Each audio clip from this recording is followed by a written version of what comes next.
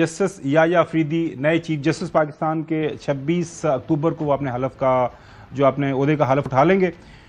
मौसम मैं जिस जानना चाह रहा था कि अभी रिसेंटली जो खासतौर पर ये मखसूस नशिस्तों वाला फैसला था उसमें भी उनका एक सेपरेट नोट था। 8 एक साइड पे थे, 2 एक साइड पे थे, 2 एक साइड पे थे और वो अलहदा थे। अलहदगी उनके नोट के अंदर क्या शामिल था? ये मखसूस नशिस्तों का जो सबसे ज्यादा जेर बहस अभी भी मोस्ट रिसेंट जो बड़ा केस है वो ये मखसूस नशिस्तों वाला है। बेसिकली उन्होंने भी पाकिस्तान तहरीक इंसाफ को पॉलिटिकल पार्टी तस्लीम किया।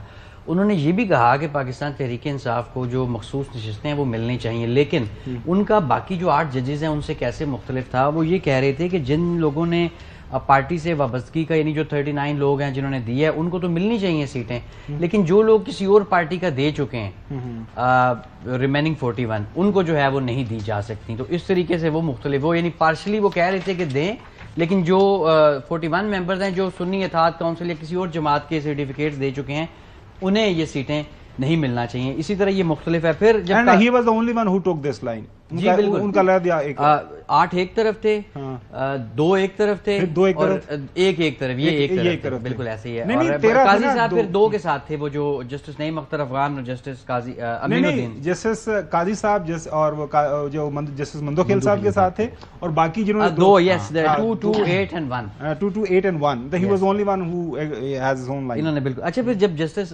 काजी फायज ईसा का रेफरेंस आया था सुप्रीम कोर्ट में, तो इन्होंने सरीना ईसा साहिबा की जो मौजूदा चीफ जस्टिस की अहलियाँ हैं उनकी दरख्वास्तें मंजूर कर ली थी, यानी जो रिव्यू था वो एक्सेप्ट कर लिया था।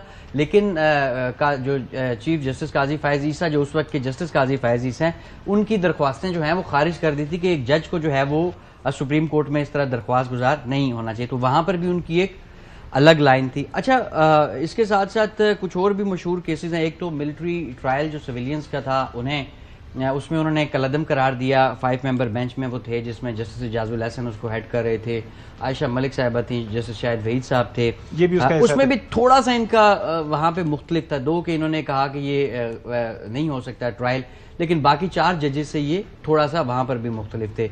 इसके साथ साथ जो 6 जजों का खत आया, जो इस रिसेंट टाइम्स का एक और बड़ा केस, उसमें इन्होंने खुद को बेंच से अलहदा कर लिया था और ये कहा था कि हाई कोर्ट खुद इस मामले को डील करे। अगेन एक डिफरेंट लाइन। अच्छा, फिर तोशा खाना केस आया, तो उसमें जो बानी पीटीआई से मुतल्लिका केस था, वो भी गर्मियों की जो छुट्टियां होती हैं, उन्होंने जजेस से मुतल्लिक कुछ कहा भी था। क्या कहा था? कुछ इम्पोर्टेंट बातें थी। चलें, लेकिन इसके साथ तोशा खाना केस में ट्रायल जो रोकने की इस्तदा थी बानी पीटीआई की, उसमें उन्होंने वो केस वापस हाई कोर्ट को वापस भिजवा दिया था। इसके साथ साथ उन्होंने माजी में शहबाज शरीफ साहब जो मौजूदा वज़ीर आज़म है और हमजा शहबाज साहब, इन्हें ज़मानतें भी दी, लेकिन वो डिले ग्राउंड्स पे दी कि 1 साल तक जो है वो मामला नैब में पेंडिंग रहा, उन्होंने किया कुछ नहीं, उसके ऊपर जो है वो इन्हें ज़मानतें मिल गई। इसके साथ साथ जो साबिक सदर परवेज़ मुशर्रफ साहब वाली जो खुसूसी अदालत थी, ये उस अदालत के भी हेड रहे जब ये chief justice Peshawar high court थे, लेकिन बाद में इन्होंने वहाँ भी खुद को अलहदा कर लिया क्योंकि इनके ऊपर कोई एतराज़ था कि ये किसी वक्त में बिल्कुल सही पिटिशनर रहे। तो बाद में इन्होंने अलहदा करते हुए लिखा कि मैं पिटिशनर नहीं, मैं को पिटिशनर था। तो इसमें तो कोई दो राय नहीं है। टेक्स्ट बुक जज है, वो वही ना कि ऑलवेज टेक्स लाइक वो गो बाय द बुक।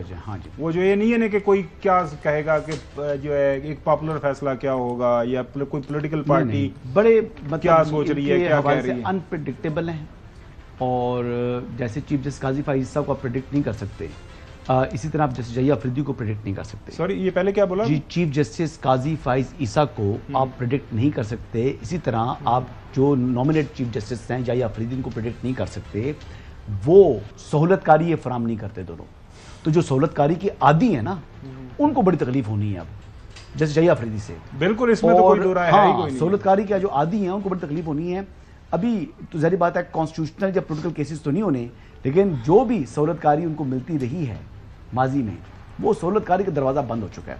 मतलब 9 साल के बाद भी आपका केस अब दोबारा नहीं खुलेगा, जो खुल जाया करता था, वो आपको याद होगा ना। केस की गल कर रहे हो?